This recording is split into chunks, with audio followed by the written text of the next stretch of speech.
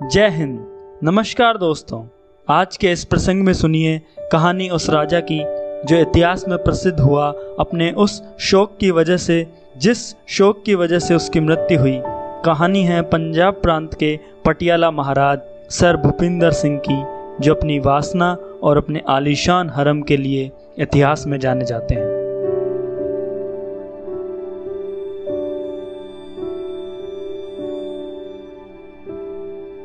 भारत के राजाओं को अक्सर यह समस्या भारी पड़ जाती कि वे अपना समय कैसे गुजारें। शिकार समय गुजारने का एक अच्छा माध्यम था, उसी तरह सुंदरियों का शिकार भी वे समय गुजारने के लिए किया करते थे। शिकार के इन दोनों क्षेत्रों में पटियाला के 7वें महाराज सर भूपिंदर सिंह ने जो नाम कमाया, वह अनेक राजाओं के लिए ईर्ष्या का विषय रहा। वह अपनी polo team tigers of Patiala के कप्तान थे।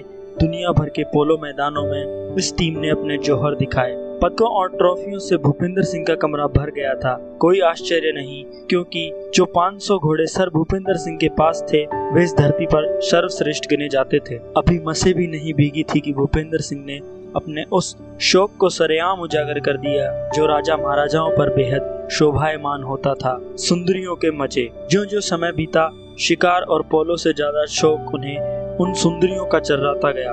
हरम में आने वाली प्रत्येक सुंदरी की जांच वे व्यक्तिगत रूप से स्वयं किया करते थे। कसौटी केवल रंग रूप की नहीं, बल्कि इसकी भी होती कि काम कला में सुंदरी कितनी दक्ष और निडर है। चरमोत्कर्ष पर सर भूपिंदर सिंह के हरम में 350 सुंदरियां थी। गर्मी के दिनों में हरम के दरवाजे खुल जाते ताकि सुंदरियां महाराजा के स्विमिंग पूल का आनंद ले सके।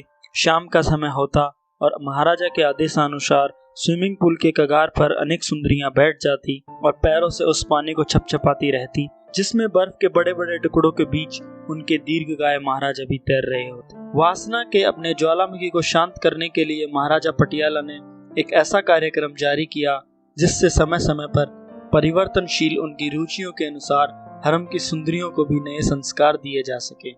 सर भूपिंदर सिंह ने अपने हरम के दरवाजे इत्र फुलेला के उस्तादों, जोहरियों, नाइयों, सौंदर्य विशेषज्ञों और दर्जियों के लिए सहर्ष खोल दिए।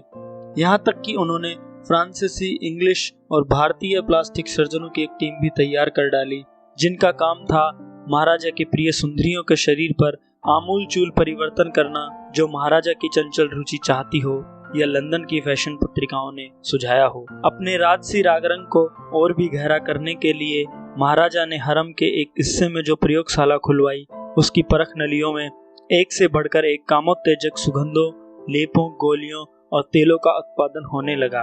इन तमाम अकुलाहटपूर्ण गतिविधियों का परिणाम वही हुआ जो कि हो सकता था। महाराजा के आनंद महल में जो 350 स्त्रियां बंद थी, उनकी छटपटाहट का मुकाबला कोई अकेला नर नहीं कर सकता था, चाहे वह कितना शक्तिशाली क्यों ना हो, या नाश्ते में 2-2 मुर्गे उड़ा दे और दिन भर में 20 पाउंड चीजें आराम से खा पी जाए।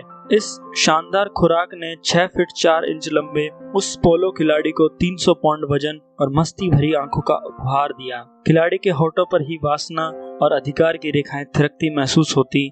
इसके बावजूद वह नर अकेला था और मादाएं थी 350। उसके हकीमों और वैद्यों ने सोने, चांदी, लोहे, मोती और जड़ी बूटियों इत्यादि से अजीबोगरीब चीजें बनाई और खिलाई। एक चीज तो ऐसी थी जिसमें गोरैया का दिमाग पीसकर मसले हुए गाजर भी मिलाया गया। किस चीज ने महाराजा को कितना लाभान्वित किया, यह रहस्य हमेशा रहस्य बना रहेगा, किंतु वे लाभ शीघ्र ही लुप्त होने लगे थे। अपने पुरुषत्व की पुनर्स्थापना के लिए महाराजा ने खास फ्रांस से तकनीशियन बुलाए, जिन्हें वह उस क्षेत्र में सबसे ज्यादा घुटे हुए समझते थे। उन्होंने महाराजा को रेडियम का उपचार दिया, किंतु इसका जादू भी 1-2 दिन ही चल सका। दरअसल महाराजा की बीमारी कुछ और थी और उपचार किसी और का किया जा रहा था। महाराजा को अपने पुंसत्व के प्रति आशंकित होने की कोई आवश्यकता थी ही नहीं। उनकी वास्तविक समस्या तो वह थी जो उन जैसे अनेक राजाओं के सामने मुंह बाकर खड़ी थी। उस बीमारी का नाम था बोरियत। महाराजा पटियाला की जब जान निकली तो इसी बोरियत के कारण।